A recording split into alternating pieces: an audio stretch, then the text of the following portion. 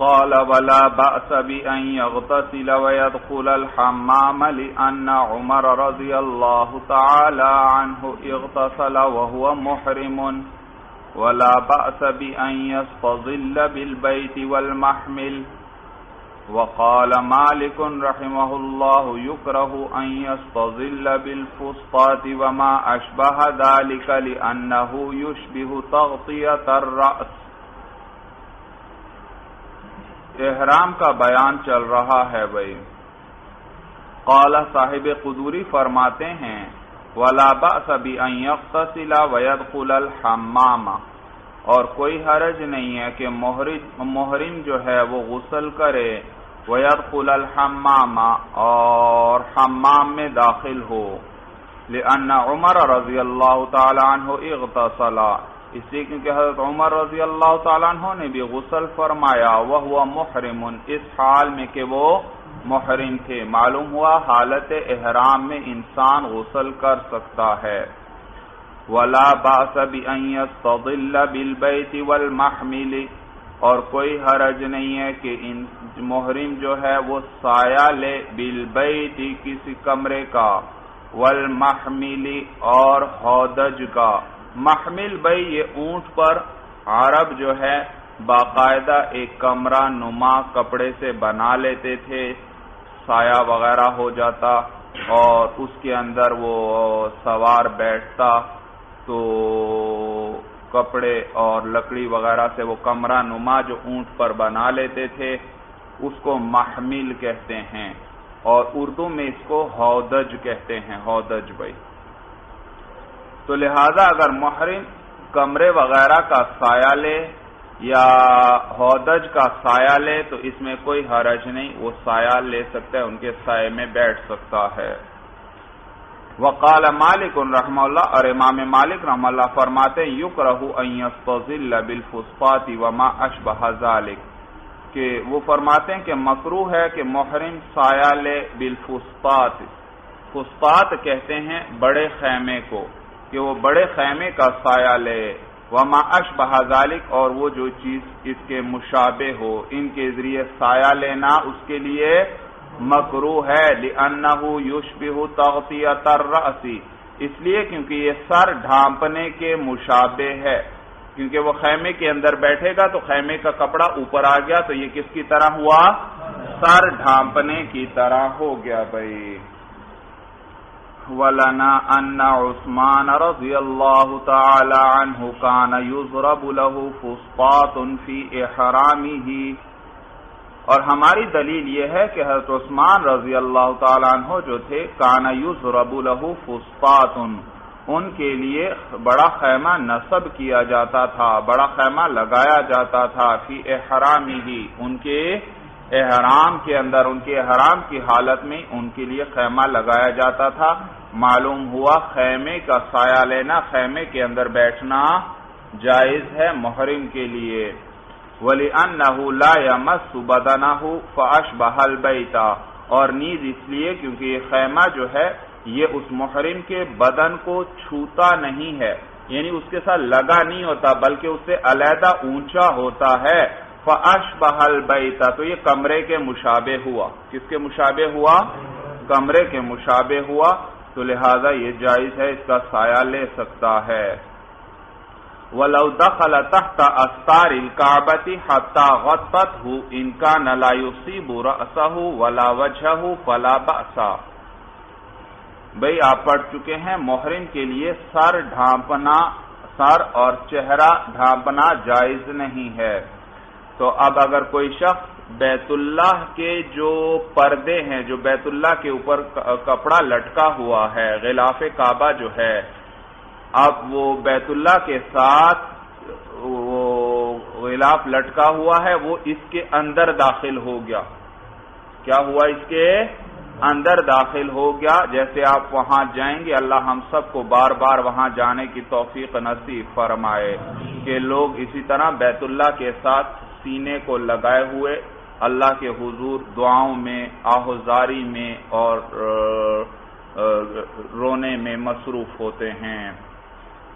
تو کوئی شخص اس طرح اس غلاف کے اندر داخل ہوا ہے اور تو کیا یہ جائز ہے یا جائز نہیں؟ کہتے ہیں بھائی بے شک پردہ اس آدمی کو ڈھانپ لے، لیکن اگر اس کے سر اور چہرے پر نہیں لگ رہا تو جائز ہے، کیونکہ احرام کہاں پر تھا؟ سر اور چہرے میں، ان کو نہیں ڈھانپنا تھا، تو اگر ان پر وہ کپڑا نہیں لگ رہا تو اس میں کوئی حرج نہیں ہے بھائی۔ تو کہتے ہیں وَلَوْ دَخَلَ تَحْتَ أَسْتَارِ الْكَعْبَةِ، اور اگر محرم داخل ہو گیا کعبہ کے پردوں کے نیچے، حَتَّى غَطَّتْهُ، یہاں تک کہ ان پردوں نے اس کو ڈھانپ لیا، إِنْ كَانَ لَا يُصِيبُ رَأْسَهُ وَلَا وَجْهَهُ فَلَا بَأْسَ، اگر وہ پردے نہیں لگ رہے اس کے سر کو اور اس کے چہرے کو، فَلَا بَأْسَ، تو کوئی حرج نہیں ہے، لِأَنَّهُ اسْتِظْلَالٌ، کیونکہ یہ بھی سایہ لینا ہے، اور آپ پیچھے پڑھ چکے سایہ لینا جائز ہے بھائی۔ وَلَا بَأْسَ أَن يَشُدَّ فِي وَسْطِهِ الْهِمْيَانَ، وَقَالَ مَالِكٌ رَحِمَهُ اللَّهُ يُكْرَهُ إِذَا كَانَ فِيهِ نَفَقَةُ غَيْرِهِ لِأَنَّهُ لَا ضَرُورَةَ، اور کوئی حرج نہیں ہے کہ محرم باندھ لے فی وسطہ، اپنے بیچ میں یعنی اپنی کمر پر، الہمیان، ہمیان کو، ہمیان بھائی وہ تھیلی، وہ پیٹی وغیرہ جس کے اندر حاجی اپنے پیسے وغیرہ اور چیزیں رکھتا ہے بھائی۔ احرام کی حالت میں اب دو چادریں پہنی ہوئی ہیں، جیب وغیرہ تو کوئی ہے نہیں، اور پیسے اور چیزیں ساتھ رکھنے کی ضرورت پیش آتی ہے، تو وہ کیا کر لے؟ اپنی کمر پر کوئی تھیلی وغیرہ باندھ لے، تو یہ جائز ہے بھائی۔ جیسے آپ آج کل بھی دیکھتے ہیں وہ چمڑے کی پیٹی جو ہے کمر پر باندھ لی جاتی ہے، اور اسی کے اندر جیب وغیرہ، اسی کے اندر اپنے کاغذات اور پیسے وغیرہ انسان رکھ لیتا ہے، حفاظت کے لیے اپنے ساتھ رکھتا ہے، تو یہ جائز ہے۔ تو کہتے ہیں وَلَا بَأْسَ أَن يَشُدَّ فِي وَسْطِهِ الْهِمْيَانَ، اور کوئی حرج نہیں کہ محرم باندھ لے اپنے وسط پر یعنی اپنی کمر پر ہمیان کو، ہمیان وہ تھیلی بھائی۔ وقال مالک رحمہ اللہ یکرہ، اور امام مالک رحمہ اللہ فرماتے ہیں کہ یہ ہمیان کو باندھنا مکروہ ہے، کب؟ اذا کان فیہ نفقۃ غیرہ، جبکہ اس کے اندر کسی اور کا خرچہ ہو، کسی اور کے پیسے وغیرہ اور چیزیں ہیں، اپنی چیزیں نہیں ہیں، تو پھر یہ مکروہ ہے، اس لیے کیونکہ اس کی کوئی ضرورت نہیں ہے، یہ تو اور کسی دوسرے کی چیز ہے۔ ہاں اپنی چیز ہو تو پھر وہ فرماتے ہیں مکروہ نہیں ہے بھائی۔ تو وہ فرماتے ہیں کہ یہ مکروہ ہے اذا کان فیہ نفقۃ غیرہ لأنہ لا ضرورت، کہ جبکہ اس کے اندر کسی اور کا نفقہ ہو کیونکہ ضرورت نہیں ہے اس صورت میں۔ ولنا، اور ہماری دلیل یہ ہے انہ لیس فی معنی لبس المخیط، کہ ہم کہتے ہیں یہ تھیلی کا باندھ لینا یہ سلے ہوئے کپڑے پہننے کے معنی میں نہیں ہے۔ مخیط سلے ہوئے بھائی، یہ سلے ہوئے کپڑے پہننے کے معنی میں نہیں ہے۔ فاستوت فیہ الحالتان، تو برابر ہیں اس کے اندر دونوں حالتیں، چاہے اپنا نفقہ ہو اس کے اندر، چاہے کسی اور کا نفقہ ہو، دونوں حالتیں اس میں برابر ہیں بھائی۔ منع کس سے کیا گیا ہے؟ سلے ہوئے کپڑے پہننے سے، اور یہ تو اس کے معنی میں نہیں ہے، تو لہذا جائز ہے۔ وَلَا يَغْسِلُ رَأْسَهُ وَلَا لِحْيَتَهُ بِالْخِتْمِيِّ، اور نہیں دھوئے گا محرم اپنے سر کو اور نہ اپنی داڑھی کو، بالخطمی، خطمی کے ساتھ۔ خطمی یہ ایک قسم کا پودا ہے، ایک بوٹی ہے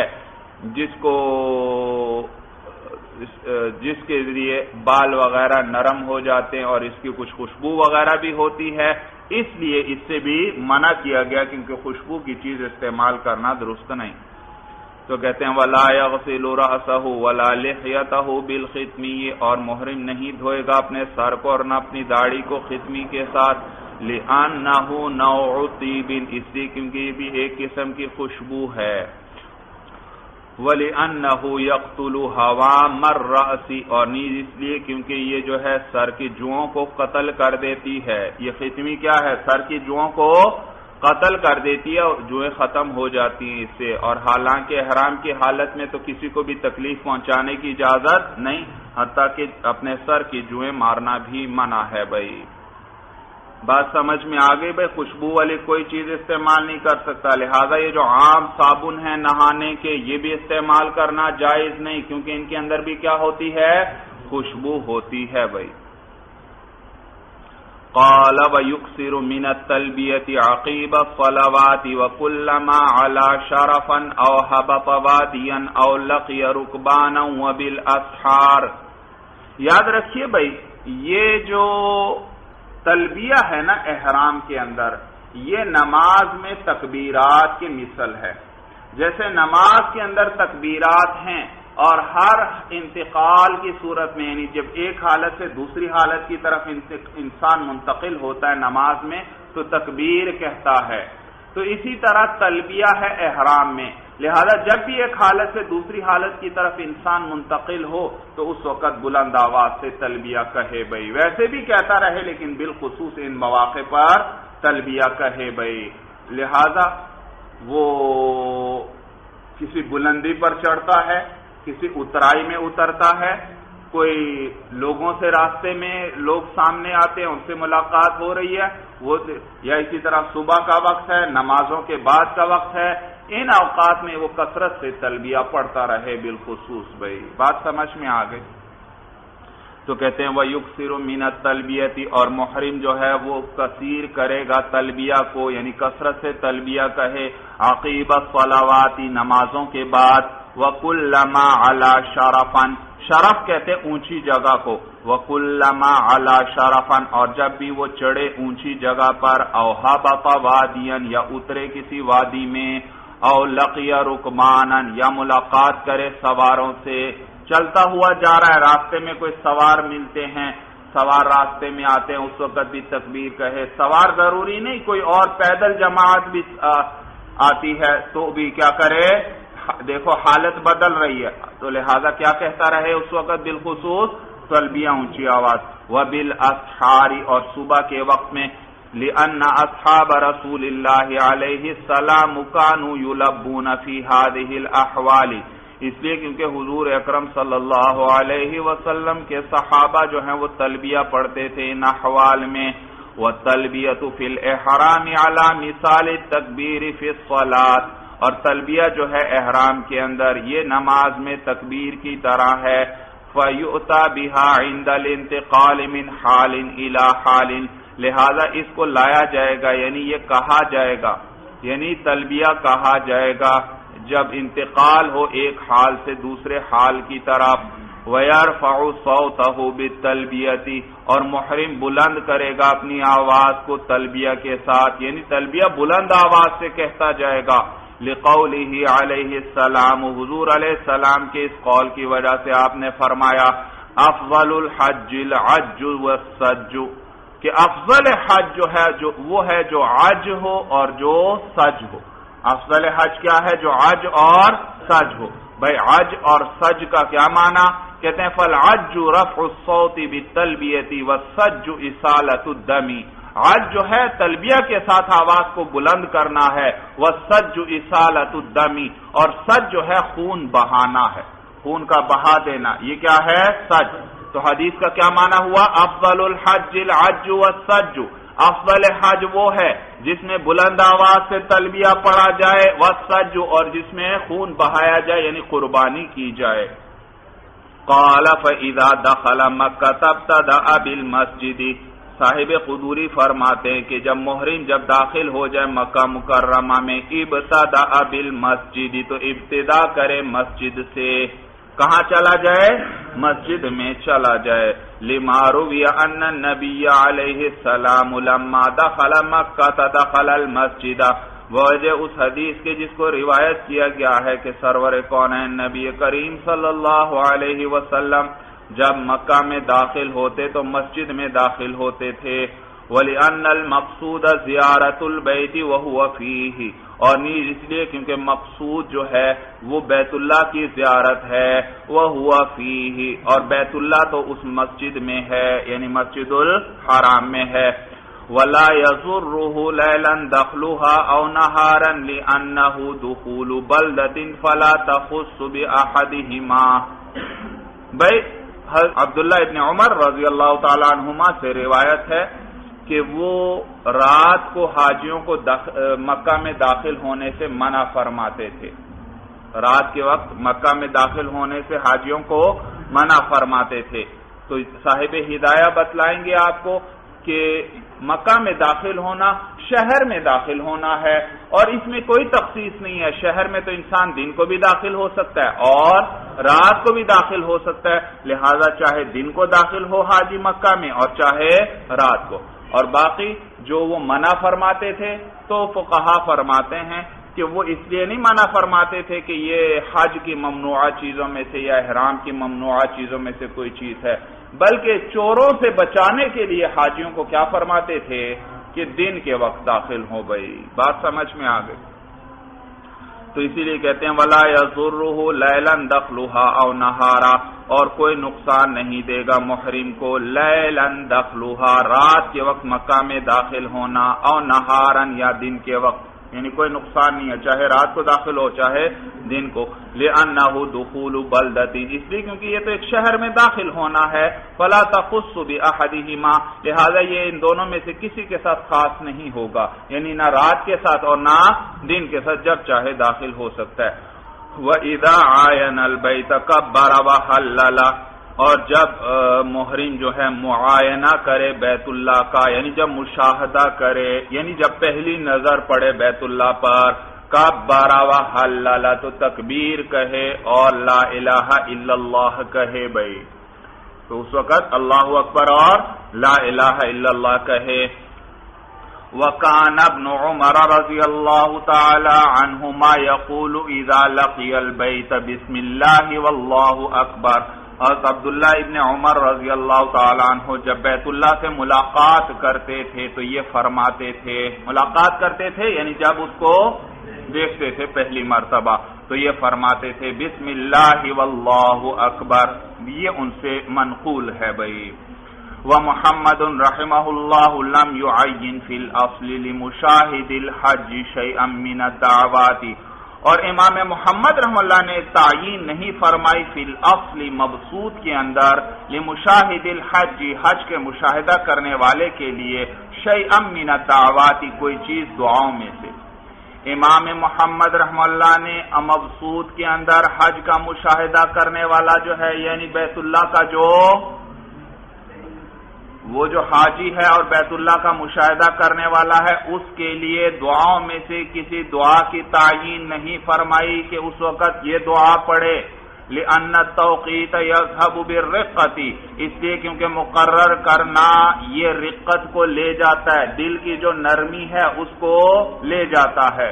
جیسے میں نے پہلے ذکر کیا تھا کہ بعض لوگ کیا کر رہے ہوتے ہیں، طواف وغیرہ میں کتابیں پڑھ رہے ہوتے ہیں، کتابیں ہاتھ میں ہوتی ہیں اور اس سے دعائیں پڑھ رہے ہوتے ہیں، اور میں نے بتلایا تھا کہ یہ مناسب نہیں ہے، بلکہ بہتر کیا ہے انسان خود دعا کرے بھائی، خود جو دعا ہوگی وہ دل سے ہوگی اور اس میں زیادہ اثر ہوگا اور وہ رقت قلب کے ساتھ ہوگی۔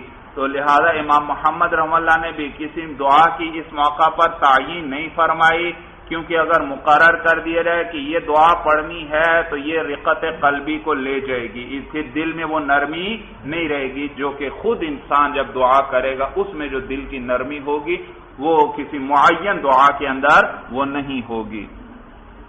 یہ معنی ہے لأن التوقیت یذهب بالرقۃ، اس لیے کیونکہ مقرر کرنا وہ دل کی نرمی کو ختم کر دیتا ہے۔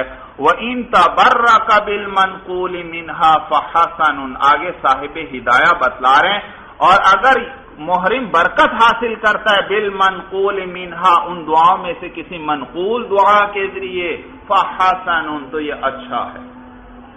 کوئی ایسی دعا بھی پڑھ لے جو منقول ہے، اسی طرح جیسے حضرت عبداللہ ابن عمر رضی اللہ تعالیٰ عنہما کیا پڑھا کرتے تھے بسم اللہ واللہ اکبر، تو یہ بھی اگر وہ پڑھ لے تو یہ اچھا ہے بھائی، سمجھ میں آیا؟ تو لہذا کتاب وغیرہ سے بھی دعا کوئی پڑھتا ہے ٹھیک ہے، اچھی بات ہے پڑھ لے، لیکن خود بھی دعا ہونی چاہیے تاکہ پوری طرح دل کی نرمی اور اخلاص اور رقت کے ساتھ وہ دعا ہو گئی۔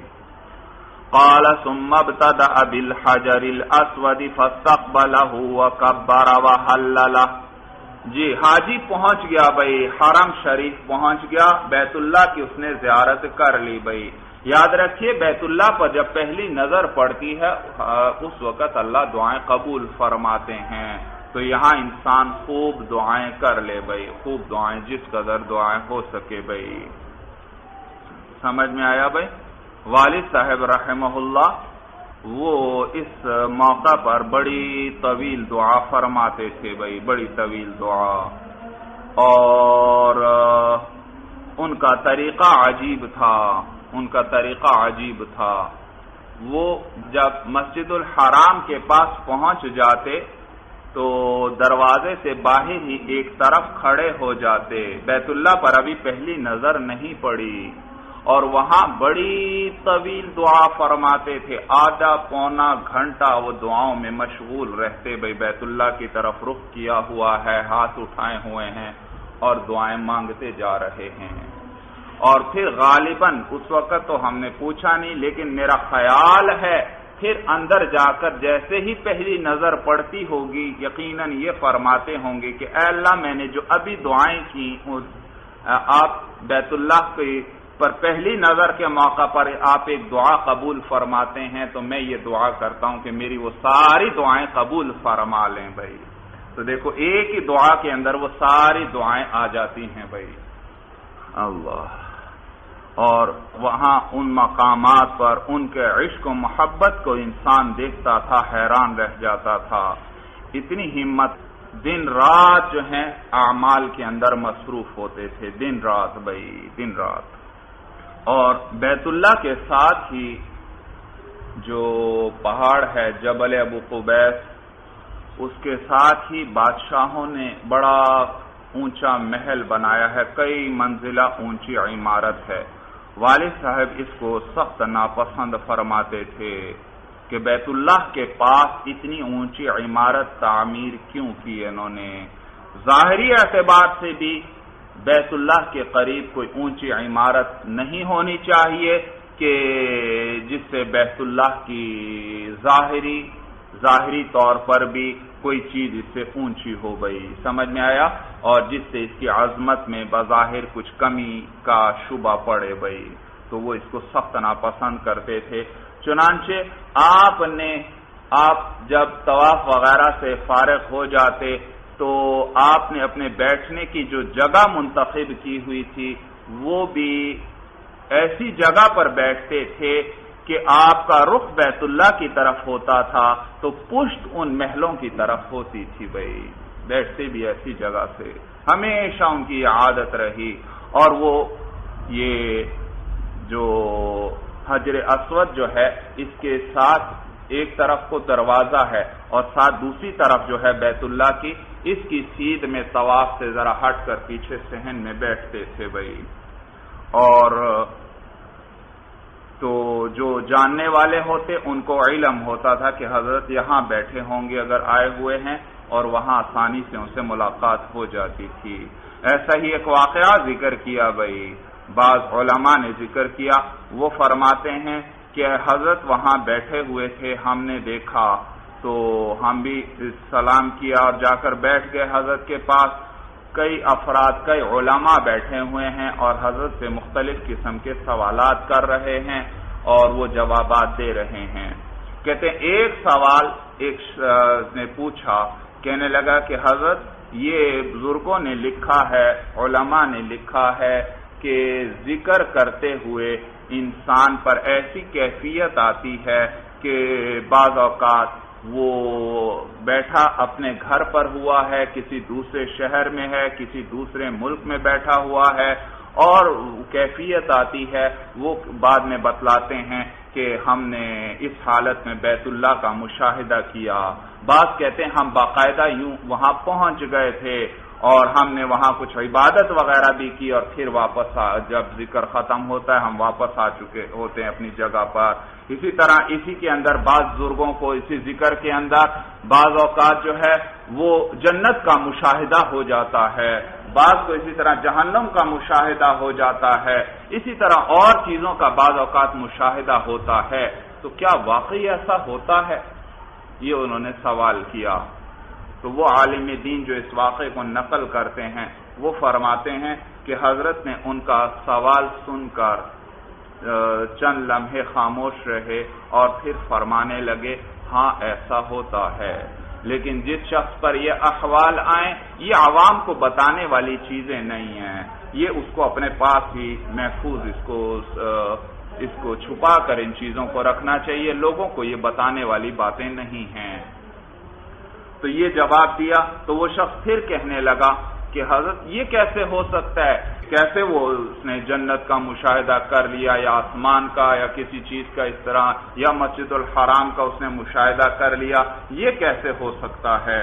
تو کہتے ہیں حضرت نے عجیب جواب دیا، کہتے ہیں اس کی طرح متوجہ ہوئے اور فرمانے لگے کہ روایات میں آتا ہے، حدیث میں آتا ہے کہ یہ حرم شریف کے سارے پتھر اور یہ پہاڑ وغیرہ یہ ہر وقت ذکر اللہ میں مصروف رہتے ہیں، کیا تم ان کے ذکر کو سن رہے ہو؟ وہ کہنے لگا نہیں۔ تو حضرت فرمانے لگے کہ اگر تم سن لو تم برداشت بھی نہ کر سکو، اور میں اس وقت ان کے ذکر کو سن رہا ہوں۔ تو یہ وہ بیت اللہ کے صحن میں مسجد کے اندر وہاں بیٹھے ہوئے آپ نے ان سے فرمایا۔ بھائی سمجھ میں آیا بھائی؟ تو یہ روحانی دنیا ہے بھائی، اور روحانی دنیا اور جس کا جتنا مقام اونچا ہوتا ہے اللہ تعالیٰ اس بہت سی چیزیں اس کو دکھا دیتے ہیں، اس کو سنوا دیتے ہیں۔ اچھا بھائی جی آگے کتاب پر دیکھیے بھائی، اب ابتدا ہونے لگی ہے طواف کی، اور طواف کا طریقہ میں نے بتلایا تھا کہ کیا کرے گا، حجر اسود سے ابتدا ہوگی اور کتنے چکر لگائے گا، 7 چکر۔ اب یہ تفصیل بیان کرنے لگے ہیں۔ قال صاحب قدوری فرماتے ہیں ثم ابتدأ بالحجر الاسود، پھر ابتدا کرے حجر اسود سے، فاستقبلہ تو حجر اسود کا استقبال کرے یعنی اپنا رخ اس کی طرف کرے، وکبر وحلل اور تکبیر کہے، وحلل اور لا الہ الا اللہ کہے۔ بھائی لما روی ان النبی علیہ السلام دخل المسجد فابتدأ بالحجر فاستقبلہ وکبر وحلل، بوجہ اس حدیث کے جس کو روایت کیا گیا ہے کہ نبی کریم صلی اللہ علیہ وسلم مسجد الحرام میں داخل ہوئے تو آپ نے حجر اسود سے ابتدا فرمائی، فاستقبلہ تو آپ نے حجر اسود کا استقبال کیا یعنی اس کی طرف رخ کیا، وکبر وحلل اور تکبیر کہی اور لا الہ الا اللہ کہا۔ قال صاحب قدوری فرماتے ہیں وَيَرْفَعُ يَدَيْهِ اور اپنے ہاتھوں کو اٹھائے بھائی، اپنے ہاتھوں کو اٹھائے بھائی، لقولہ علیہ السلام بوجہ حضور علیہ السلام کے اس فرمان مبارک کے آپ نے فرمایا لا ترفع الایدی الا فی 7 مواطن کہ ہاتھ نہیں اٹھائے جائیں گے مگر 7 جگہوں کے اندر، وذکر من جملتها استلام الحجر اور ان کے مجموعے میں سے آپ نے استلام حجر کو بھی ذکر فرمایا۔ کس کو؟ استلام حجر۔ یاد رکھیے یہ استلام کا لفظ بار بار آئے گا۔ استلام اس کو کہتے ہیں کہ استلام حجر یعنی حجر اسود کا استلام، استلام یہ کہ پتھر کو ہاتھ لگانا، ہاتھ سے چھونا، اس حجر اسود کو ہاتھ سے چھونا یا اسی طرح اس کا بوسہ لے لینا وغیرہ، یہ کیا ہے؟ استلام ہے، استلام۔ تو ان میں سے ایک استلام حجر ہے۔ وَاسْتَلَمَهُ إِنِ اسْتَطَاعَ مِنْ غَيْرِ أَنْ يُؤْذِيَ مُسْلِمًا اور حجر اسود کا استلام کرے وہ محرم، وہ طواف کی جو ابتدا کر رہا ہے وہ استلام کرے حجر اسود کا، ان استطاع اگر اس کی استطاعت ہو اس میں، من غیر ان یؤذی مسلمن بغیر اس کے کہ وہ اذیت دے، تکلیف دے، مسلمن کسی مسلمان کو۔ تو بھائی حجر اسود طواف کی ابتدا میں حجر اسود کا بوسہ لیا جائے گا اور پھر ہر چکر کے میں اسی طرح جب حجر اسود پر پہنچے گا اس کا بوسہ لیا جائے گا، لیکن حجر اسود پر بے انتہا ہجوم ہوتا ہے، اس تک پہنچنا مشکل، اور خصوصاً حج کے ایام میں تو ویسے ہی بہت زیادہ ہجوم ہوتا ہے۔ تو اگر بوسہ نہ لے سکے تو پھر اپنا ہاتھ ہی کم از کم اس پر لگا کر اس کو بوسہ دے دے، یا کوئی رومال یا کوئی لاٹھی وغیرہ ہے وہ حجر اسود پر لگا کر اس کو بوسہ دے دے، لیکن یہ بھی بڑا مشکل ہوتا ہے، حجر اسود کے تو کوئی قریب بھی نہیں جا سکتا اس وقت، تو پھر استقبال حجر اسود کر لے، اور وہ یہ کہ حجر اسود کی طرف رخ کر کے کھڑا ہو جائے اور دونوں ہاتھوں کو اٹھائے کندھوں کے لگ بھگ اور کندھوں کے برابر، اور پھر تکبیر کہے، لا الہ الا اللہ کہے، اسی طرح بسم اللہ اللہ اکبر وللہ الحمد کہے، اور پھر ان ہاتھوں کو بوسہ دے دے۔ بھائی بات سمجھ میں آ گئی؟ اور میں نے بتلایا تھا کہ سعودی حکومت نے حاجیوں کی آسانی کے لیے حجر اسود کی سیدھ کا، جس سے پتہ چلے، ایک سبز رنگ کی لائٹ ہے جو حجر اسود کے سامنے برآمدہ ہے وہاں پر لگا دی ہے۔ تو جب انسان حجر اسود اور اس سبز لائٹ کے درمیان میں پہنچے، ایک طرف حجر اسود اور دوسری طرف سبز لائٹ ہو، تو یہ عین اس کی سیدھ میں آ گیا۔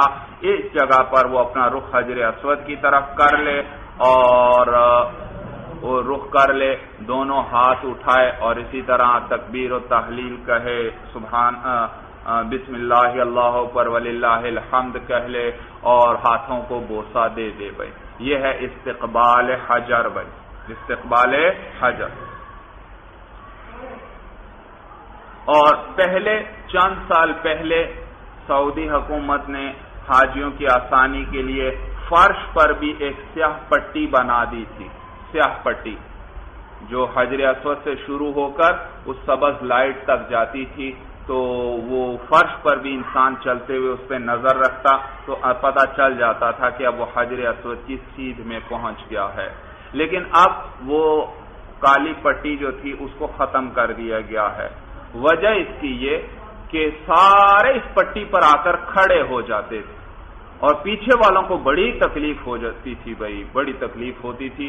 اب کھڑے ہو گئے، رخ آرام سے بیت اللہ کی طرف کیا، حجر اسود کی طرف، اور وہ استلام کر رہے ہیں، تو لہذا اس پٹی کو ختم کر دیا۔ بس وہ نشانی کے طور پر البتہ وہ سبز لائٹ ہے، تو وہ حاجی جو ہیں اب ایک ہی مقام پر سارے نہیں کھڑے ہوتے، کوئی ایک دو قدم پیچھے ہوگا، کوئی ایک دو چار قدم آگے ہوگا، اپنا اندازہ لگا کر وہ کھڑا ہوگا۔ تو اس وجہ سے پھر لوگوں کے لیے کیا ہو گئی، کچھ آسانی ہو گئی۔ بھائی آسانی، تو اس لیے انہوں نے وہ پٹی ختم کر دی۔ بھائی تو کہتے ہیں وَاسْتَلَمَهُ إِنِ اسْتَطَاعَ مِنْ غَيْرِ أَنْ يُؤْذِيَ مُسْلِمًا، اور حجر اسود کا استلام کر لے اگر اس میں استطاعت ہو، بغیر اس کے کہ وہ تکلیف دے کسی مسلمان کو۔ لما روی ان النبی علیہ الصلاۃ والسلام قبل الحجر الاسود ووضع شفتیہ علیہ، کہ بوجہ اس حدیث کے جس کو روایت کیا گیا ہے کہ نبی کریم صلی اللہ علیہ وسلم نے قبل الحجر الاسود، کہ آپ نے بوسہ دیا حجر اسود کو، ووضع شفتیہ علیہ، اور آپ نے اپنے ہونٹ مبارک جو ہیں ان کو اس پر رکھا، اس حجر اسود پر رکھا۔ وقال لعمر رضی اللہ تعالیٰ عنہ، اور آپ نے حضرت عمر رضی اللہ تعالیٰ عنہ سے فرمایا، انک رجل اید تؤذی الضعیف فلا تزاحم الناس علی الحجر ولكن ان وجدت فرجة فاستلمه والا فاستقبله وهلل وكبر۔ یہاں تک ہے حدیث پہ۔ اور حضور علیہ السلام نے حضرت عمر رضی اللہ تعالیٰ عنہ سے فرمایا، انک رجل اید، کہ یقیناً تم ایک طاقتور آدمی ہو، قوت والے آدمی ہو، تو ضعیف، تم کمزور کو تکلیف دو گے، فلا تزاحم الناس علی الحجر، لہذا مقابلہ نہ کرنا لوگوں سے حجر اسود پر۔ تم طاقتور آدمی ہو تو یہ نہ ہو کہیں تم حجر اسود کے بوسہ لینے کے لیے جاؤ اور لوگوں سے مقابلہ کرنے لگو، تو یقیناً لوگوں کو تکلیف ہوگی، کیونکہ طاقتور ہو تم اور باقی لوگ تو کیا ہوں گے، ضعیف ہوں گے۔ تو حضور علیہ السلام فرمانے لگے حضرت عمر سے کہ تم قوی آدمی ہو، تؤذی الضعیف، تم ضعیف کو تکلیف دو گے، فلا تزاحم الناس علی الحجر، لہذا تم مقابلہ نہ کرنا لوگوں سے حجر اسود پر، ولیکن ان وجدت فرجۃ فاستلمہ، لیکن اگر تم فرجہ پاؤ یعنی کشادگی پاؤ، یعنی کھلی جگہ پا لو، جگہ مل جائے تمہیں، فاستلمہ، تو پھر کیا کر لو، حجر اسود کا استلام کر لو، اس کا بوسہ لے لو۔ وَإِلَّا، اور اگر ایسا نہ ہو یعنی کشادہ جگہ نہ ہو اور ہجوم ہو، فَاسْتَقْبِلْهُ وَحَلِّلْ وَكَبِّرْ، تو پھر اس حجر اسود کا استقبال کر لو اور لا الہ الا اللہ کہہ لو اور اللہ اکبر کہہ لو بھائی۔ حدیث کا معنی سمجھ میں آ گیا بھائی؟ تو معلوم ہوا کہ بہتر یہی ہے کہ انسان دور سے کیا کر لے، استقبال کر لے، کیونکہ قریب جائے گا تو پھر یقیناً لوگوں کو دھکے وغیرہ دینے پڑیں گے، ویسے تو انسان پہنچ ہی نہیں سکتا، تو دور سے استقبال کر لے بھائی۔ وَلِأَنَّ الْإِسْتِلَامَ سُنَّةٌ وَالتَّحَرُّزَ عَنْ أَذَى الْمُسْلِمِ وَاجِبٌ، اور دوسری عقلی دلیل بھی ذکر کریں، کہتے ہیں اس لیے کیونکہ استلام جو ہے وہ سنت ہے، وَالتَّحَرُّزَ عَنْ أَذَى الْمُسْلِمِ وَاجِبٌ، اور بچنا مسلمان کو تکلیف دینے سے واجب، یہ کیا ہے؟ واجب ہے، لہذا سنت پر عمل کرنے کے لیے بھائی دوسروں کو تکلیف نہ دے بھائی۔ قال وَإِنْ أَمْكَنَهُ أَنْ يَمَسَّ الْحَجَرَ بِشَيْءٍ فِي يَدِهِ كَالْعُرْجُونِ وَغَيْرِهِ ثُمَّ قَبَّلَ ذَلِكَ فَعَلَهُ۔ بھئی یہاں سے یہ بتلا رہے ہیں کہ اگر حجر اسود کو کسی اور چیز کے ذریعے آپ چھو سکتے ہیں، مثلا آپ کے ہاتھ میں کوئی لاٹھی وغیرہ ہے یا کچھ، اس کو اگر آپ حجر اسود کو لگا کر اس کو بوسہ دے سکتے ہیں تو ایسا بھی کر سکتے ہیں، اس کو بھی بوسہ دے سکتے ہیں، کیونکہ حضور علیہ السلام نے اپنی سواری پر طواف فرمایا اور آپ جو ہے یہ حجر اسود وغیرہ کا استلام، لاٹھی تھی آپ کے ہاتھ میں، اس کے ذریعے استلام فرماتے تھے بھائی، اس کے ذریعے۔ وَإِنْ أَمْكَنَهُ أَنْ يَمَسَّ الْحَجَرَ بِشَيْءٍ فِي يَدِهِ، اور اگر محرم کے لیے ممکن ہو کہ وہ چھو لے حجر اسود کو بِشَيْءٍ کسی چیز کے لیے فِي يَدِهِ جو اس کے ہاتھ میں ہو، كَالْعُرْجُونِ، عرجون کہتے ہیں کھجور کا خوشہ بھائی، کھجور جو ہے یہ خوشوں پر لگتی ہے تو وہ اچھا خاصا بڑا اور لمبا خوشہ ہوتا ہے، اس سے کھجوریں اتار لی جائیں تو وہ خالی خوشہ ہے مثلا کسی کے ہاتھ میں اور کھجوریں اتار چکا ہے، وہ اگر اس کے ہاتھ میں ہے یا اس جیسی اور کوئی لاٹھی عصا وغیرہ ہے وہ حجر اسود کو لگا سکتا ہے تو وہ بھی کر سکتا ہے۔ کالعرجون وغیرہ، جیسے کھجور کا خوشہ وغیرہ ہے، ثم قبل ذالک، اور پھر اس کا بوسہ لیتا ہے، فعلہ، تو ایسا کر لے۔ اگر ممکن ہو محرم کے لیے کہ وہ حجر اسود کو کسی چیز کے لیے چھو سکے اور پھر اس کا بوسہ لے سکے، فعلہ، تو ایسا کر لے۔ لما روی، بوجہ اس حدیث کی جس کو روایت کیا گیا ہے کہ انہ علیہ السلام طاف علی راحلتہ، کہ نبی کریم صلی اللہ علیہ وسلم نے طواف فرمایا اپنی سواری پر، واستلم الارکان، اور ارکان کا استلام کیا، کس کا؟ ارکان کا استلام کیا، بمحجنہ، محجن کہتے ہیں وہ لاٹھی بھائی، عام لاٹھی جو آپ دیکھتے ہیں عصا جس کا ایک کنارہ مڑا ہوتا ہے، جو ہاتھ میں حصہ ہوتا ہے وہ اس کا مڑا ہوا ہوتا ہے، تو اس لاٹھی کو، اس عصا کو محجن کہتے ہیں۔ تو حضور علیہ السلام ارکان کا استلام فرماتے تھے بمحجنہ، اپنے عصا کے ذریعے بھائی، عصا کے ذریعے۔ ارکان کا ذکر آیا بھائی، رکن سے بیت اللہ کے کونے مراد ہیں، رکن، کونے کو کیا کہتے ہیں؟ رکن۔ تو یہ ایک رکن جو ہے ایک کونے پر تو حجر اسود ہے، اسی طرح حجر اسود سے طواف شروع کرتا ہے انسان اور بیت اللہ کے گرد دروازے کی طرف چلنا شروع کرتا ہے، بایاں کندھا کس طرف ہوتا ہے؟ بیت اللہ کی طرف ہوتا ہے، آگے چلے گا تو آگے حتیم آ جائے گا، حتیم کے سے بھی باہر سے چکر لگائے کر آئے گا، تو تو اب آگے پھر حجر اسود نے اسی کنارے پر پہنچے گا، تو حجر اسود سے جو پہلا کونا آئے گا، آخری کونا آئے گا، اس پر بھی ایک پتھر نصب ہے اور اس کونے کو رکن یمانی کہتے ہیں۔ کیا کہتے ہیں؟ رکن یمانی کہتے ہیں۔ تو اس کا بھی استلام کرے گا، کس کا؟ اس کا۔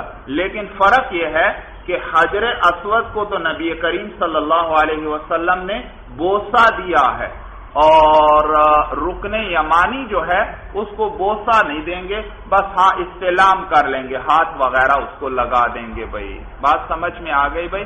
یہ بھی اگر ہجوم نہ ہو بھائی، ہجوم نہ ہو۔ یہ معنی ہے وَاسْتَلَمَ الْأَرْكَانَ بِمِحْجَنِهِ، اور حضور علیہ السلام نے ارکان کا استلام فرمایا کس کے ذریعے؟ اپنی لاٹھی کے ذریعے۔ وَإِن لَّمْ يَسْتَطِعْ شَيْئًا مِّن ذَلِكَ، اور اگر ان میں سے کسی چیز کی استطاعت نہیں ہے، یعنی حجر اسود کو بوسہ بھی نہیں دے سکتا، اس کو ہاتھ بھی نہیں لگا سکتا، یا کوئی لاٹھی وغیرہ بھی اس کو، یا رومال وغیرہ وہ بھی نہیں لگا سکتا، ہجوم اتنا زیادہ ہے، تو استقبلہ، پھر کیا کر لے محرم؟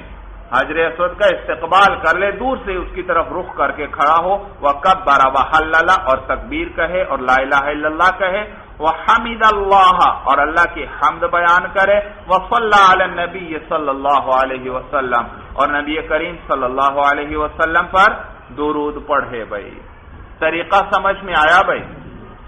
قال ثم اخذ عن يمينه مما يلي الباب، قال صاحب قدوری فرماتے ہیں کہ جب حجر اسود کا استقبال کر لیا یا استلام کر لیا، ثم اخذ عن يمينه، پھر شروع ہو اپنی دائیں طرف بھائی، مما يلي الباب، یعنی وہ جانب جو دروازے کے ساتھ ملی ہوئی ہے، اس جانب سے جو دروازے کے ساتھ ملی ہوئی ہے بھائی۔ دیکھیے جب آپ نے حجر اسود کا استلام کیا تو دروازہ آپ کے دائیں طرف تھا، حجر اسود کی طرف جب رخ کریں گے دروازہ آپ کے دائیں طرف ہوگا، اور جب استلام کر لیا اب ادھر ہی کو چلنا ہے، جب ادھر کو اب رخ کر کے چلیں گے، اب آپ کا بایاں کندھا کس کی طرف ہو گیا؟ بیت اللہ کی طرف ہو گیا۔ ترتیب سمجھ میں آ رہی ہے بھائی؟ یہ معنی ثم اخذ عن یمینہ، تو وہ اپنی دائیں طرف شروع کرے، تو استلام کے وقت دروازہ دائیں طرف تھا نا، تو اس طرف چلنا، تو اور پھر جب چلے گا تو بایاں کندھا بیت اللہ کی طرف رہے گا۔ ثم اخذ عن یمینہ، پھر شروع ہو اپنی دائیں طرف، مما یلی الباب، یعنی وہ جانب جو دروازے کے ساتھ ہے، وقد استبع رداءہ، بھئی یہ استباع کا ذکر آ گیا، میں نے بتلایا تھا کہ کیا کرے گا؟ ہر وہ طواف جس کے بعد سعی ہو اس میں محرم کیا کرے گا؟ استباع کرے گا۔ استباع کسے کہتے تھے؟ ہاں، دائیں کندھے کو ننگا کرنا ہے بھائی۔ جیسے آپ عام چادر اوڑھتے ہیں نا، تو اسی طرح چادر کو اوڑھنا ہے، لیکن عام حالت میں چادر دائیں کندھے کے اوپر سے لے کر آتے ہیں اور پھر بائیں کندھے پر ڈالتے ہیں۔ اب آپ نے کیا کرنا ہے؟ دائیں کندھے کے نیچے، بغل کے نیچے سے گزار لیں گے تو دایاں کندھا ننگا رہے گا بھائی۔ طریقہ سمجھ میں آ گیا؟ اور یہ کب کرنا ہے؟ جب طواف کرنے لگیں، اس سے پہلے ضروری نہیں، یہی بیان کرنے لگیں کہ پھر شروع ہو جائے دائیں طرف، یعنی جو دروازے کی جانب ہے، وقد استبع رداءہ، اس حال میں کہ وہ اپنی چادر کا استباع کر چکا ہے، شروع ہو جائے اس حال میں کہ وہ کیا کر چکا ہے؟ استباع کر چکا ہے، یعنی استباع پہلے سے ہی کر لینا ہے، آپ نے طواف شروع کرنے لگے ہیں تو۔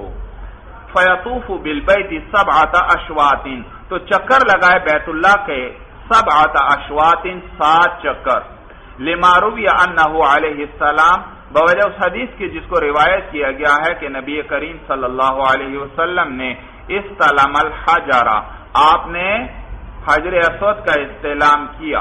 حجر، حجر یاد رکھنا، یہ جیم پر زبر پڑھنی ہے، ساکن نہیں پڑھنا اس کو۔ استلم الحجر، آپ نے حجر اسود کا استلام کیا۔ ثم اخذ عن یمینہ مما یلی الباب، پھر آپ شروع ہوئے اپنی دائیں جانب جو کہ دروازے کے ساتھ ملی ہوئی ہے، فطاف سبعۃ اشواط، اور پس آپ نے 7 چکر لگائے بھائی، آپ حضور صلی اللہ علیہ وسلم نے 7 چکر لگائے۔ آگے اب استباع کسے کہتے ہیں وہ صاحب ہدایہ بتلا رہے ہیں، کہتے ہیں والاستباع ان یجعل رداءہ، کہ محرم اپنی چادر کر دے تحت ابطہ الایمن، اپنی دائیں بغل کے نیچے سے، ویلقیہ علی کتفہ الایسر، اور پھر اس کو ڈال دے اپنے بائیں کندھے پر، بائیں کندھے کے اوپر ڈال دے اور دائیں بغل کے نیچے سے گزار دے، وہو سنت، اور یہ سنت ہے، لہذا اگر بھول بھی گیا ہے تو اسے کوئی دم وغیرہ واجب نہیں ہوگا بھائی۔ وقد نقل ذلك عن رسول اللہ علیہ السلام، اور تحقیق یہ منقول ہے نبی کریم صلی اللہ علیہ وسلم سے۔ قال ويجعل طوافه من وراء الحتیم، بھائی میں نے آپ کو بتلایا تھا کہ جب طواف کرنا ہے تو حتیم کے باہر سے ہی کرنا ہے، کیونکہ حتیم بھی کس کا حصہ ہے؟ دراصل بیت اللہ کا حصہ ہے، تو حتیم کے باہر سے طواف کرے، ورنہ حتیم کے جو دونوں کنارے ہیں، حتیم تو نصف دائرے کی دیوار ہے نا بیت اللہ کے ساتھ، نصف دائرے کی صورت میں، اس کے جو دونوں کنارے ہیں وہ بیت اللہ سے الگ ہیں، بیچ میں راستہ ہے، انسان ایک طرف سے داخل ہو کر دوسری طرف سے نکل سکتا ہے، لیکن بیچ میں سے طواف نہیں کرنا، بلکہ حتیم کے باہر سے، کہ حتیم بھی چکر کے اندر آ جائے بھائی۔ تو کہتے ہیں قال ويجعل طوافه من وراء الحتیم، اور وہ طواف کرنے والا جو ہے وہ اپنا طواف حتیم کے پیچھے سے کرے گا، یعنی اس کے باہر سے کرے گا۔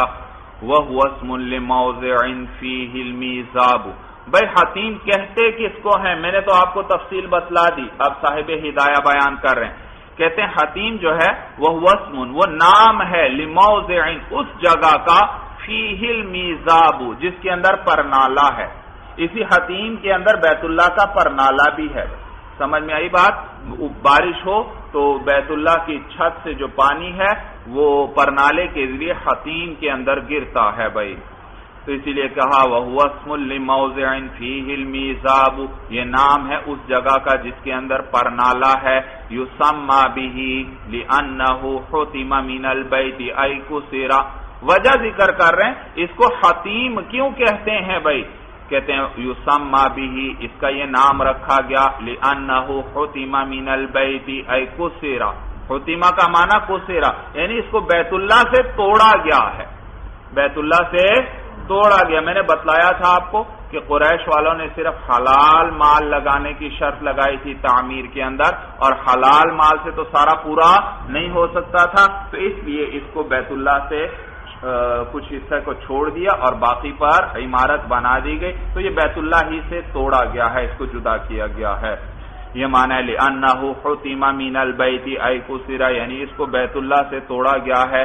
وسمی حجرا، اور اس کو حجر بھی کہتے ہیں، حتیم کو حجر بھی کہتے ہیں، تو حتیم کو حجر بھی کہتے ہیں، حجر ہا کے کسرہ کے ساتھ، کہتے ہیں لأنہ حجر منہ ای منع، یعنی اس کو روکا گیا ہے اس سے، یعنی بیت اللہ سے، اس حصے کو کیا کر لیا گیا؟ بیت اللہ سے روک دیا گیا، یعنی ساتھ نہیں ملایا گیا، اور کیوں نہیں ملایا گیا؟ کیونکہ خرچہ پورا نہیں تھا بھائی۔ وَهُوَ مِنَ الْبَيْتِ، اور حال یہ ہے کہ یہ بیت اللہ میں سے ہے۔ صاحب ہدایہ کیا فرما رہے ہیں؟ حتیم کس میں سے ہے؟ بیت اللہ میں سے۔ دلیل کیا اس کی؟ کہتے ہیں لِقَوْلِهِ عَلَيْهِ السَّلَامُ فِي حَدِيثِ عَائِشَةَ رَضِيَ اللَّهُ تَعَالَى عَنْهَا، بوجہ حضور علیہ السلام کے قول مبارک کے، حضرت عائشہ رضی اللہ تعالی عنہ کی حدیث میں آپ نے فرمایا فَإِنَّ الْحَتِيمَ مِنَ الْبَيْتِ، یہ ہے حدیث کے الفاظ کہ بے شک حتیم بھی بیت اللہ میں سے ہے۔ بھئی حضرت عائشہ رضی اللہ تعالی عنہ وہ حضور علیہ السلام سے فرمانے لگی کہ میں نے منت مانی تھی کہ اگر آپ نے مکہ کو فتح کر لیا تو میں بیت اللہ کے اندر جا کر نوافل ادا کروں گی، تو اب میں چاہتی ہوں اپنی یہ منت پوری کر لوں۔ تو حضور علیہ السلام ان کو لے آئے اور فرمانے لگے، حتیم کے اندر لے آئے اور فرمانے لگے لو یہاں پر اپنی منت پوری کر لو، یہ بھی بیت اللہ ہی کا حصہ ہے، بیت اللہ ہی کا حصہ ہے بھائی۔ تو حضور علیہ السلام بھائی روایات میں آتا ہے کہ یہ حضور علیہ السلام نے حضرت عائشہ رضی اللہ تعالی عنہ کے سامنے اس خواہش کا اظہار فرمایا کہ یہ حصہ جو ہے بیت اللہ ہی کا ہے اور اس وجہ سے یہ الگ رہ گیا ہے، تو اگر میں اگلے سال تک زندہ رہا تو پھر میں بیت اللہ کو اسی طرح تعمیر کروں گا جس طرح حضرت ابراہیم علیہ السلام نے اس کی تعمیر فرمائی تھی، یعنی اس سارے پر کیا کروں گا، حتیم سمیت عمارت تعمیر کرواؤں گا۔ اور نیز یاد رکھیے یہ جو بیت اللہ کا دروازہ ہے نا، دروازہ آپ نے دیکھا ہوگا یہ کوئی قد کے لگ بھگ زمین سے اونچا ہے، اور یہ نہ سمجھیں کہ دروازہ اونچا ہے اندر پھر جگہ گہری ہوگی، نہیں، یہ جو دروازہ جتنا اونچا ہے اندر زمین بھی اسی کے برابر ہے، پھر اندر اترائی نہیں ہے، تو اسی قدر اونچی جگہ ہے، اندر بھی ساری سطح اسی کے برابر ہے۔ تو حضور علیہ السلام فرمانے لگے کہ اگر میں اگلے سال تک زندہ رہا تو اسی طرح حضرت ابراہیم علیہ السلام کے طریقے پر اس کی تعمیر کرواؤں گا، یہ حتیم بھی ساتھ شامل ہوگا، اور اس کا دروازہ میں زمین کے برابر کر دوں گا۔ سمجھ میں آ رہی ہے بات؟ دروازہ کیا کر دوں گا؟ زمین کے برابر، یعنی اندر والی اونچی جو جگہ وہ زمین کے برابر فرما دیں گے، اور دو دروازے کر دوں گا، ایک یہ مشرق کی طرف ہے، دوسرا کس طرف؟ مغرب کی طرف کر دوں گا بھائی۔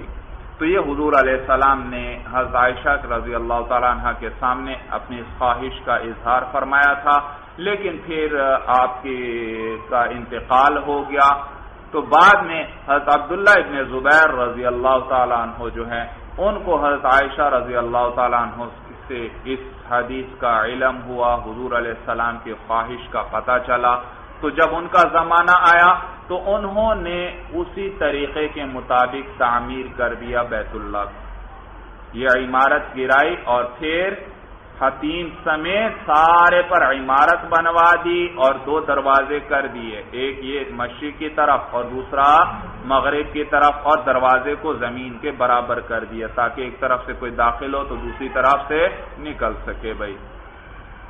تو یہ انہوں نے کر دیا۔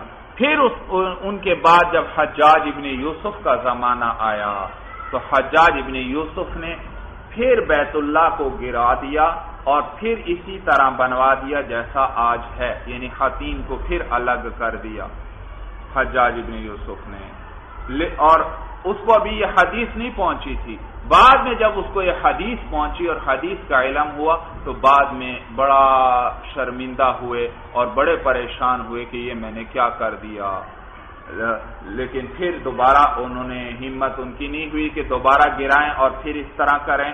تو پھر جب خلیفہ ہارون الرشید کا زمانہ آیا تو ان کو یہ حدیث پہنچی تو ان کا پھر ارادہ ہوا کہ بیت اللہ کی عمارت گروا کر پھر اسی طرح کر دیں جس طرح حضور علیہ السلام کی خواہش تھی، لیکن اس وقت کے فقہا امام مالک رحمہ اللہ وغیرہ فقہا جو تھے اور انہوں نے خلیفہ کو اس کی اس خواہش سے منع کر دیا، اس ارادے سے اس کو منع کر دیا کہ اے خلیفہ آپ کی خلافت ہے اور آپ چاہیں تو یہ کر سکتے ہیں، لیکن اگر آپ ایسا کریں گے تو بیت اللہ تو ہمیشہ خلفاء کے لیے کھلونا بن جائے گا، جس کا جی چاہے گا وہ آئے گا، وہ پہلے کو گرا کر دوسری انداز میں بنائے گا، دوسرا آئے گا وہ پھر بنا کر اور انداز میں بنائے گا، تو یہ بیت اللہ کی عظمت دلوں کے اندر باقی نہیں رہے گی، لہذا جیسا ہے اس کو ایسا ہی رہنے دو۔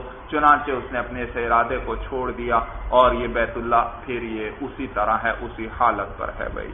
بات سمجھ میں آ گئی بھائی؟ تو یہ ہے حتیم بھائی۔ تو اس حدیث عائشہ میں آتا ہے حضور علیہ السلام نے فرمایا فَإِنَّ الْحَتِيمَ مِنَ الْبَيْتِ کہ یقیناً حتیم جو ہے بیت اللہ میں سے ہے، فَلِهَذَا يَجْعَلُ الطَّوَافَ مِنْ وَرَائِهِ اسی لیے طواف کرنے والا کرے گا اپنے طواف کو من ورائه حتیم کے باہر سے ہی، حتی لو دخل الفرجة التي بينه وبين البيت لا يجوز یہاں تک کہ اگر وہ داخل ہو گیا اس کھلی جگہ میں جو حتیم اور بیت اللہ کے درمیان ہے، لا يجوز تو جائز نہیں، اگر اس جگہ میں سے نکل کر طواف پورا کرتا ہے تو پھر جائز نہیں، کیونکہ طواف بیت اللہ کے گرد کیا جائے گا، بیت اللہ کے بیچ میں سے گزر کر نہیں کیا جائے گا۔ الا انه اذا استقبل الحتیم وحده یہاں سے ایک اشکال کا جواب دے رہے ہیں، اشکال یہ کہ اے صاحب ہدایہ، آپ کی اس تقریر سے معلوم ہوا کہ حتیم بیت اللہ کا حصہ ہے۔ حتیم کیا ہے؟ بیت اللہ کا حصہ ہے، اور بیت اللہ کی طرف تو رخ کر کے نماز پڑھنا جائز ہے۔ لہذا اگر ایک شخص صرف حتیم کی طرف رخ کر کے نماز پڑھتا ہے، بیت اللہ کے پاس ہی پڑھتا ہے لیکن اپنا رخ کس طرف کر لیتا ہے؟ حتیم کی طرف کر لیتا ہے، تو پھر اس کی نماز ہو جانی چاہیے، حالانکہ آپ فرماتے ہیں کہ اس صورت میں نماز درست نہیں۔ اسی طرح بیت اللہ کے اندر جس طرف رخ کر کے انسان پڑھے نماز، اس کی نماز ہو جائے گی۔ آپ پڑھ چکے ہیں نہیں مسئلہ؟ تو پھر جب حتیم بیت اللہ کا حصہ ہے تو حتیم کے اندر بھی انسان جس طرف رخ کر لے اس کی نماز ہو جانی چاہیے۔ لیکن آپ کیا فرماتے ہیں، فقہا کیا فرماتے ہیں کہ نہیں، اس صورت میں نماز درست نہیں ہے، بلکہ رخ کس طرف کرنا پڑے گا؟ بیت اللہ کی طرف، اس کی عمارت کی طرف رخ کرنا پڑے گا، یہ ضروری ہے۔ تو اس کا جواب دے رہے ہیں صاحب ہدایہ کہ بھائی یہ جو بیت اللہ کی طرف متوجہ ہونا نماز کے اندر، یہ کتاب اللہ سے ثابت ہے، اور حتیم کا بیت اللہ کا حصہ ہونا یہ خبر واحد سے، حدیث سے ثابت ہے، حدیث سے ثابت ہے۔ تو لہذا احتیاط اسی کے اندر ہے کہ اپنا رخ کس طرف کرے؟ بیت اللہ کی طرف کرے۔ بھائی بات سمجھ میں آ گئی، کیونکہ وہ کتاب اللہ سے ثابت ہے، اور یہ کس کے ذریعے ثابت ہے؟ خبر واحد کے ذریعے ثابت ہے۔ بھائی تو لہذا وہ چیز جو خبر واحد سے ثابت ہے اس کے ذریعے نماز کی ادائیگی نہیں ہوگی، یعنی حتیم کی طرف رخ کر کے نماز نہیں ہوگی۔ تو کہتے ہیں الا انہ اذا استقبل الحتیم وحدہ، مگر یہ کہ جب وہ شخص نماز پڑھنے والا وہ رخ کر لے اکیلے حتیم کی طرف، لا یجزیہ الصلاۃ، تو اس کے لیے یہ نماز کافی نہیں ہے، لأن فرضیت التوجہ ثبت بنص الکتاب، اس لیے کیونکہ توجہ کا فرض ہونا کتاب اللہ کی نص سے ثابت ہے۔ توجہ یعنی بیت اللہ کی طرف بیت اللہ کی طرف متوجہ ہونا فرض ہے، اور یہ فرضیت کس سے ثابت ہے؟ کتاب اللہ کی نص سے، کتاب اللہ میں آیا ہے فلا يتعدى بما ثبت بخبر الواحد احتیاطا، لہذا یہ فرضیت جو ہے یا یہ توجہ یہ ادا نہیں ہوگی اس چیز کے لیے جو خبر واحد سے ثابت ہے، احتیاطا بطور احتیاط کے۔ پھر اشکال ہوتا ہے کہ اچھا معلوم ہوا حتیم کی طرف جب توجہ صحیح نہیں، صرف حتیم کی طرف نماز میں متوجہ ہونا کافی نہیں، تو پھر تو طواف کے اندر بھی اگر وہ حتیم اور بیت اللہ کے بیچ میں سے گزر جائے تو اس کا طواف ہو جانا چاہیے، اس کا طواف، اشکال سمجھ میں آیا؟ تو وہ ہو جانا چاہیے۔ کہتے ہیں بھائی نماز کے مسئلے میں احتیاط اس کے اندر ہے کہ رخ بیت اللہ ہی کی طرف کیا جائے، حتیم کی طرف نہ کیا جائے، اور طواف کے معاملے میں احتیاط اسی کے اندر ہے کہ حتیم کے باہر سے طواف کیا جائے، حتیم کے اندر سے طواف نہ کیا جائے۔ تو دونوں مسئلوں کی بنیاد احتیاط پر ہے۔ نماز کے مسئلے میں احتیاط اس طرح ہے اور طواف کے مسئلے میں احتیاط اس طرح ہے۔ صورت سمجھ میں آ گئی؟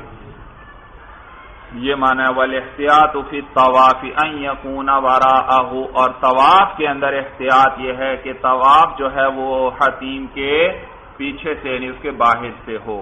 تو اگرچہ خبر واحد کے اندر آیا ہے لیکن احتیاط اسی کے اندر ہے کہ طواف حتیم کے باہر سے کرے، اس لیے کیونکہ اگر حتیم بیت اللہ کا حصہ ہے تو اس صورت میں تو بیچ میں سے گزرے گا، اس کا طواف ہی نہیں ہوگا، لہذا احتیاط اسی کے اندر ہے طواف کے اندر کہ حتیم کے باہر سے کر لے بھائی، تاکہ کسی قسم کا شک اور شبہ نہ رہے بھائی۔